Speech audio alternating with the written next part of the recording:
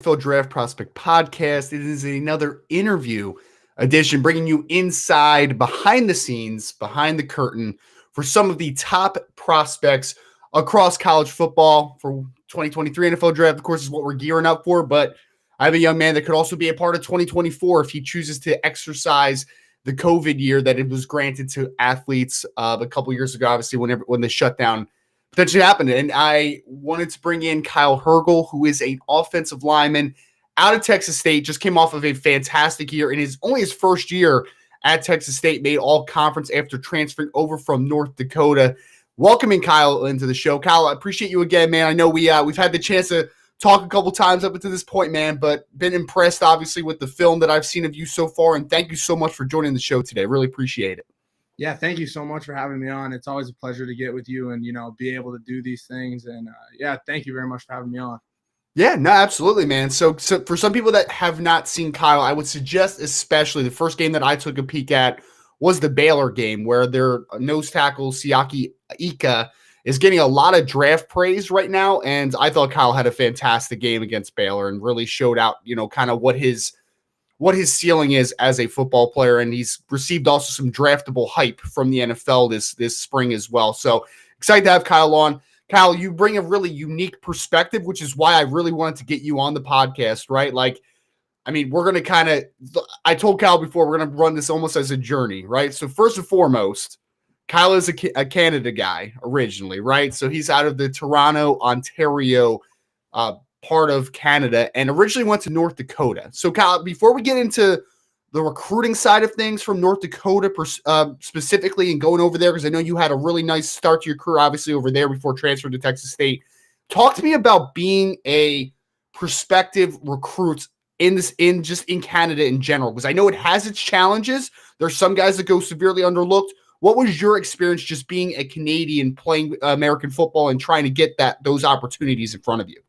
Yeah, Canada hasn't really been a hotbed, but as of late, like the past couple years, I'd say that we've really jumped onto the scene.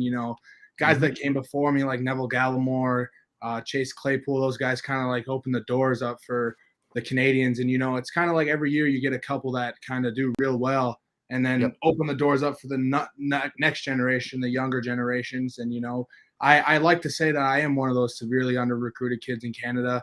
I went to a prep school called Football North, which was the first of its kind, and we played a full American schedule. So we drive down, 6-8 hours in the Ohio circuit. We played a lot of Ohio schools, and we'd drive down on a Thursday and we played a Friday night game, and we turned and burned back to Canada. But it was such a dream come true, being able to still experience that Friday night American feel game, being a Canadian kid, and coming out of Canada, it's hard, right? A lot of people don't recruit it. But I think because of the guys like Neville, the guys like Chase Claypool, the guy like myself, hopefully now, my old running mate, Liam Dobson, Canada's kind of been put on the map, right? So I think giving back and being able to be that kind of beacon of light and being able to, present a good way that, Canadians really can develop into great players on a day in, day out basis, I think is something that, I'm trying to do. And I know a lot of Canadians take pride in what they do down in the U.S. And how much does that mean to you, Kyle? Because you mentioned a couple of the guys. I interviewed Benjamin St. Just also, who came out of Minnesota. I've talked to Liam Dobson in the past. I just interviewed Matthew Bergeron, who's also a Canadian-born player. What does it mean for you to be a part of that pipeline, right? Continue that. Because like you said, a couple guys have kind of gotten the thing started, but yourself may be included in keeping it going and then taking it even to a higher level. Yeah, I take great pride. I'm very proud Canadian. I think it's special, making it out of Canada itself is hard, but to be able to make it out as well is even double hard, right? I think I always go back. I give back to my high school. I'm always around the kids to kind of show, you can do it, right? A lot of people don't believe in the Canadians, but, coming back and I've done it. I've started games. I've won numerous awards. I come back. I make sure I let these guys know, like, you guys can do it. The work in, just because you're Canadian, it's going to be a little harder, but it's worth it in the end if you really put the work in. And I just like being that, beacon of hope and beacon of light, being that Canadian guy that everyone kind of knows and refers to back home. And I take great pride in it. For sure. And I really wanted to kind of dig into the first portion of your college career. So you go to North Dakota. which we talked before, and it's not very close to where you grew up in Canada, obviously. So you took a nice trip out there. Talk to me a little bit, because we talked about the challenges of recruiting. Talk to me about maybe a couple of the schools that had some interest in you, and why ultimately you ended up in North Dakota to begin with. Well, it's kind of like the closer schools, so like Syracuse, Buffalo, Yep. like the Ohio schools. They kind of recruit Canada real well, because from Toronto it's only about 6 hours. Buffalo, I think, is maybe 3. So Yeah. it's easy for them to come down and kind of see us. But North Dakota has always done well with the Canadians in the Midwest, so the Winnipeg area. So I played with Brady Oliveira, Mason players that play in the CFL now, and that are doing really, really good job there. But they did a really good job recruiting the Midwest area of Canada, and they kind of swooped into the Toronto, the east side of Canada, to kind of find myself, and then a couple receivers. One of my old quarterbacks now plays for North Dakota, Quincy Vaughn. So, it kind of started, it kind of branched off. But that's usually how I find, like, anyone recruits Canada. You kind of have a good experience with a kid, and then you kind of go back into the area that, they gave that kid to you. So I think just playing well and just being able to show that you can do it really opens a lot of doors for the Canadians. Yeah, no, absolutely. I mean, I'm also on the recruiting side, so I know, coaches, when they have success in an area, they're going to keep recruiting that area. Like, it makes sense, right? So I totally get that. So talk to me a little bit about the North Dakota career, because obviously you started, I believe, 12 games in 2019, and then you have that COVID impacted year where you end up playing in the spring there. I guess first and foremost, just how difficult was that COVID impacted kind of section of your career? And was that a big factor in maybe testing your opportunities to play at a higher level in Texas State? Well, I think my opportunity, I've always knew that I wanted to play the highest level of FBS ball. And I knew that being a Canadian kid, I didn't get my opportunity in the conventional route, but I think that I made my opportunity by the way I played in the FCS level. I love North Dakota, and I love what they've done for me. I cannot thank them enough for giving me that opportunity. But at the same time, I had dreams, I had aspirations that I wanted to go reach, and I wanted to be able to do that. And I knew I had to do that the way I did. But the whole COVID season, it was different. There was a lot of restrictions. There was a lot of things that, the team and the players had to do a really good job of managing, being able to, jump over a couple leaps and hurdles here and there, right? Being able to adapt canceled games, and then, oh, it's back on, and then, no, it's canceled again, and trying to navigate that whole situation. Well, like, who could have expected that, right? And really, it goes back to the whole vibe of the fall, right? Like, when some of these big FBS programs, they're like, okay, we're playing, but why isn't the FCS playing? You know what I mean? Because we're smaller schools. It was different, the whole spring season. And I think North Dakota did such a good job navigating it to the best of their abilities. And, my teammates that I've been lucky to play with, they did a really good job of being mature student athletes and being able to handle that whole situation with really good due diligence. Oh, for sure. And I obviously I want to get into Texas State a little bit and the transition. You mentioned Liam Dobson already, who of course was at Maine. He ends up going to Texas State. So I know you got to play with him this past season. Was he a big help in determining where you wanted to go? Like, take me kind of through the process of Texas State, how you got in contact, and why ultimately they were the best spot for you. Because you're going, I mean, you went from Canada to North Dakota. Now you're going all the way down to Texas, man. It's a lot. It's a pretty nice, you're a well-traveled guy at this point. Yeah, I've been able to experience some really cool things, going all over the country playing ball. I've been really lucky. But yeah, Liam Dobson was a huge reason why, coming to Texas State.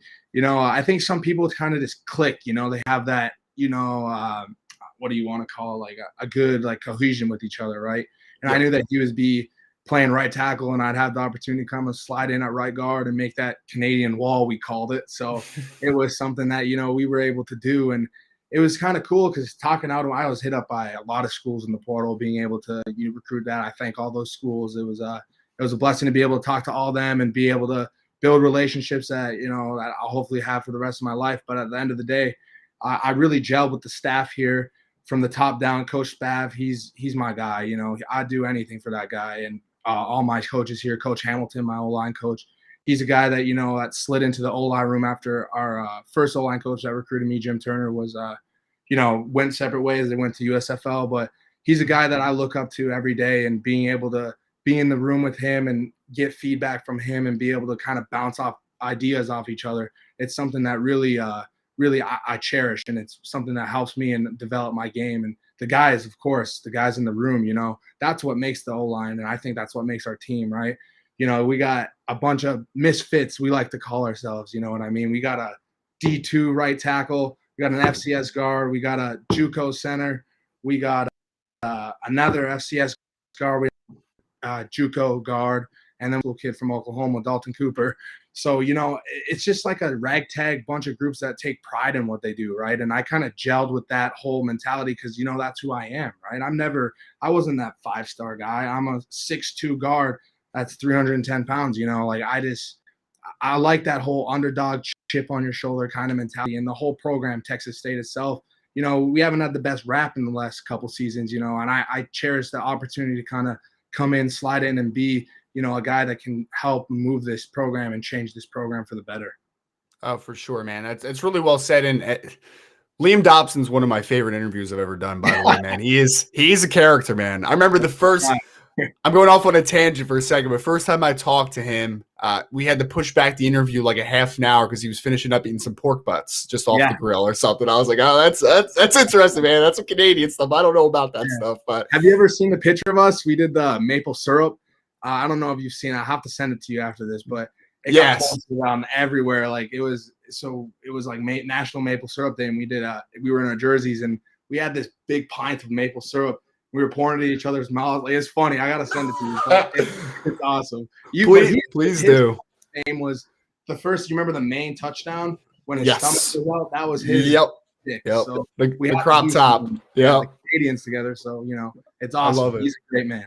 Oh, I love that, man. And the what you call it, the Canadian Wall was what you called it, right? I love that. Down here. Yeah. So it's funny, right? We were the only we got Oklahoma, Texas, and then just 2 Canadians on the right side of the line. It worked. So it worked well for us. Oh man, that's awesome. I'm glad to I was glad to hear that Liam did really well this past season as well. He's a really good football player, and I'm glad that he got the opportunity, like yourself, to play at the FBS level and then to show that he belongs at that level too, and that's kind of leads to my next question, Kyle, is you paint yourself, and I get a vision of you as a player that knows what he's worth and is driving to get to a spot, right? Like I think that you used everything that has happened already in order to get to a spot, right? Like you want to get to a certain level.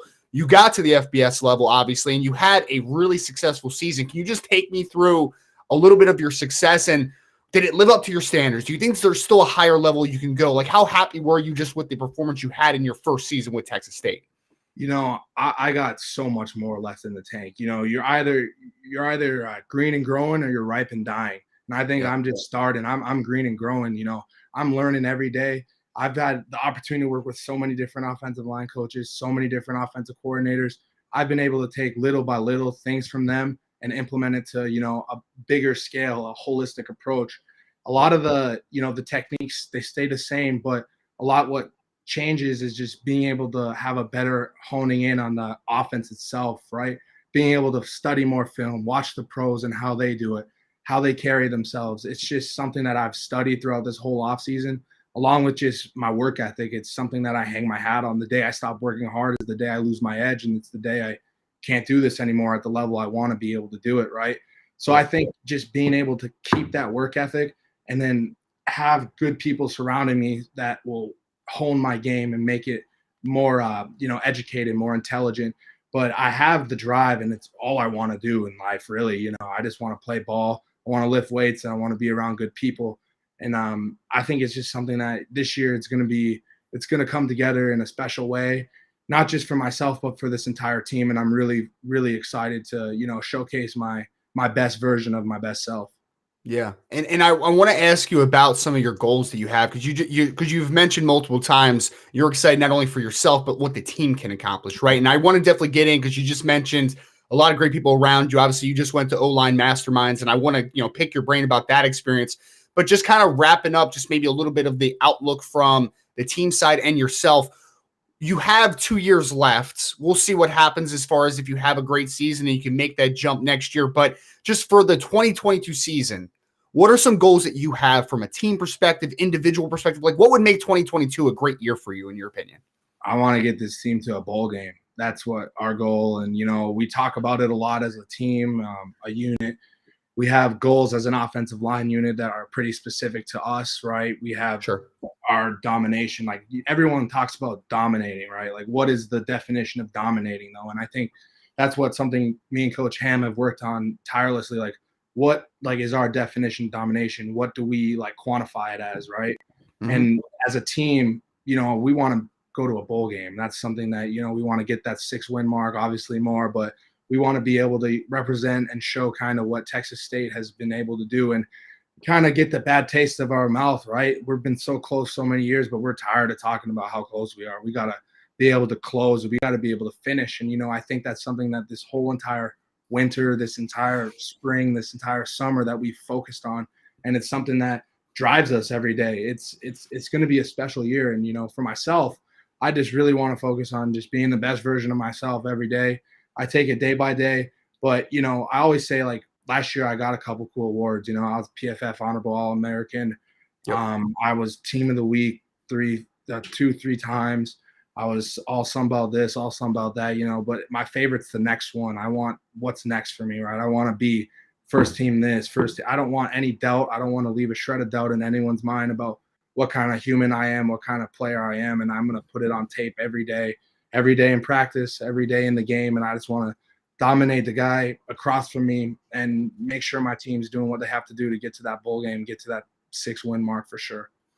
And you're doing that, obviously, right? Like you're putting in that work. We talked pretty recently about the O-line masterminds. For people that don't know too much about it, Duke Manyweather, who is an offensive line specialist, and he's also a consultant that works with several NFL teams, pretty much anything that you need to know offensive line play, Duke can help you out with. So he runs an event where there are several NFL players that come, there's college players that come, and it's basically just a meeting of the minds, right? Like you get to talk offensive line play, you get to kind of practically approach different techniques and do all type of stuff. So Kyle, you got to obviously experience that pretty recently. So can you just take us a little behind the scenes at some of your favorite moments, maybe from the events?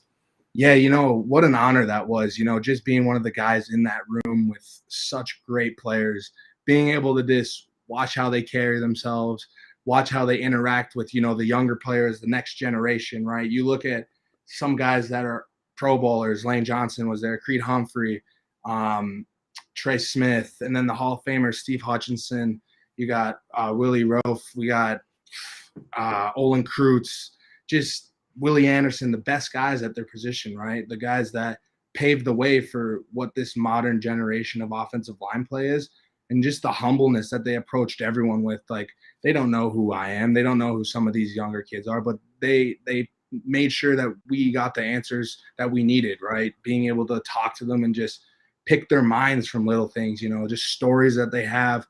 I took away a lot, like, from the mental side of it, being able to listen to some of these guys and these older guys that have been through it and what they've had to go through to just make it to Sundays and, Monday games. It's just something that, it puts into perspective that everyone has these issues, right? It's just a lot of the times you fight through it or you don't, right? And I think it was just an honor to be able to pick their brains just little by little and take away little things here and little things there that is going to show this year. I'm going to use it. I was taking notes all 2 days. I was made sure I took down everything, and I brought it back to my offensive line coach. I brought it back to my team. I brought it back to my O-line guys. We sat down. We talked about it. So I really used it for the most of my I used it pretty much to help my guys out just as much as I did myself. My favorite part about that, Kyle, in my opinion, is the fact that, like, yes, you're surrounded by a bunch of great players, but to your point, you're getting so many different perspectives. Because, like, Olin Kreutz was an undersized center that, like, had to get the most out of his physicality and every ability he has. You mentioned guys like Willie Rofe, who were first-round picks, but, like, Lane Johnson was a junior college tight end turned quarterback turned tight end turned defensive lineman at Oklahoma, offensive lineman, like, crazy stories. Trey Smith fell to the 6th round because of, obviously, the blood clot issue that he had in his lungs. Like, there's so many different perspectives, which is, I think, is why it unlocks the event, right? It's great to just talk ball and talk technique and talk all that stuff, but it's also, for a guy like you that's had a journey, right? Like, seeing everybody else's perspectives, I feel like it has to be kind of a cool thing to see. Oh my gosh. And it's, you can relate to a lot of what these guys go through, right? You can relate to how Olin Kreutz, smaller guy, had to use what his abilities are versus, a guy that has it all that has the size, and it's just being able to see and hear they've had to go through really puts in perspective my own journey. And it's like, you know what? Everyone has a story. It's about how you deal with it, right? Everyone's Sure. got a sad story. It's how you overcome what, 6'2" might look on a piece of paper. You know what I mean? Yeah. It's just so awesome to hear that these pro guys, these guys that make millions of dollars every year, that give you the time to be able to just talk to other guys just like us. They like to just play the offensive line position and eat good food. That's just like what offensive linemen are. It's just they're normal guys, and being able to be around them, it was just an honor. It was just something so cool, and I hope to be one day, put myself in a position I can give back to that event. Hopefully I'm sitting across from a younger guy that's going to be coming up in the college ranks that might look at me and be like, damn, this guy did it. He came from the Sun Belt. He came from, being a smaller recruited guy, a Canadian kid. I Yep. overcome a lot to be in the position where I can give back to, the next up and come college kid. Yeah, and I also love the advantage just because it's about the mental side of the game so much, because I feel like there's this weird stigma around offensive linemen that, like, you guys are just these lumbering dudes that don't really think much. I'm just like, I don't think you've ever hung out with offensive linemen, man. They're some of the smartest dudes I've ever met. Like, they're very, because like it's all about spacing and understanding angles, and it's not just this. I just hate that there's like a barbaric look to offensive line play. Hey, It's such a mental position. Lane Johnson's got an 8-pack. You know what I mean? Yeah, exactly. Can't really, some of these guys you just look at and you're like, wow, like freaks, just absolute freaks of nature. Yeah. And it just proves the testament. It's like these guys put so much into what they have and then what they've got, and it just makes you want to go, like myself, to so much harder. Like what can I do? Like what can I take from that and what they do to implement it into my game and make it better? And hopefully I'm going to be able to do that, and I am going to do it, and I have been, and it's something just special being a part of such a great group of men. It was something I'm never going to be able to forget.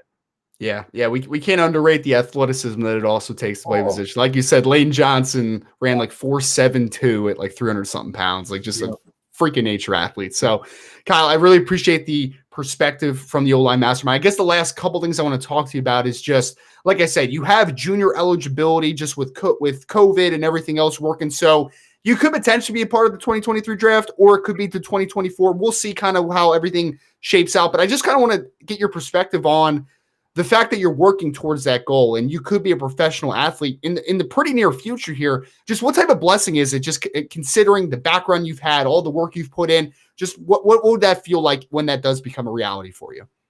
I think it's something that I've worked so hard towards. It's familiar feeling. I think it's going to be, because I've always knew that I had what it took to do it.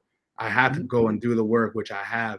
And, being able to put myself in the position that I have, it's something that might feel familiar. And, obviously it's going to be a little bit of a shell shock at first, but I think I've worked so hard to be able to put myself in the position that I'm going to take it full stride. And, just like I'm just going to work at it, work tirelessly at it, put myself around good people, and then be able to, get the most out of it. And, all I need is an opportunity. I just want one team to be like, yeah, that's our guy. I want to take him and be able to mold him to what they see me fit, and anything I'm willing to do to get to that point. And, just being able to frame of prospect, it's something it's a dream to do. And I guess my last question, kind of working off of the dream of playing in the NFL. When I talked to Matthew Bergeron, who, for people that haven't caught that interview, he's the offensive left tackle for the University of Syracuse, who's also a very good football player. I think he has an NFL future, and a very good one. He talked to me, Kyle, that he never thought about the NFL because he grew up around just CFL football, right? Like, he just kind of thought, like, okay, I'm going to play here. I'm going to go to a local school in Canada, and then I'm going to go right into the CFL. When did the NFL become something that you thought was realistic as far as a goal? I think it kind of hit me after freshman year at North Dakota. I was like, okay, I just love the American game, and, what the American people kind of view this game as, like the NFL football. It's just the peak of all sports, in my opinion, Yeah. Not to say and not to disrespect CFL football at all. The Canadians, it's something that they love. It's their NFL. It's ours, right? It's our ball, and it's something that, it'd be an honor to play there too. But at the same time, I'm shooting for the stars with everything. I've put too much into it not to. And being able to play in the NFL, play on Sundays, play on Mondays, Thursdays, something that, I'm going to do, too much into it that not to, and I'm coming for everything and everyone this year.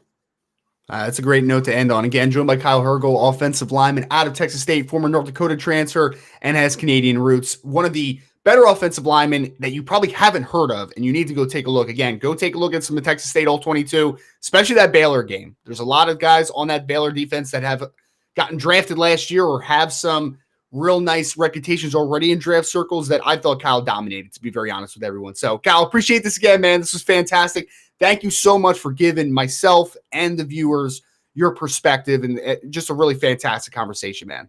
Awesome. Thank you guys so much. Appreciate it. And again, thank you for having me on.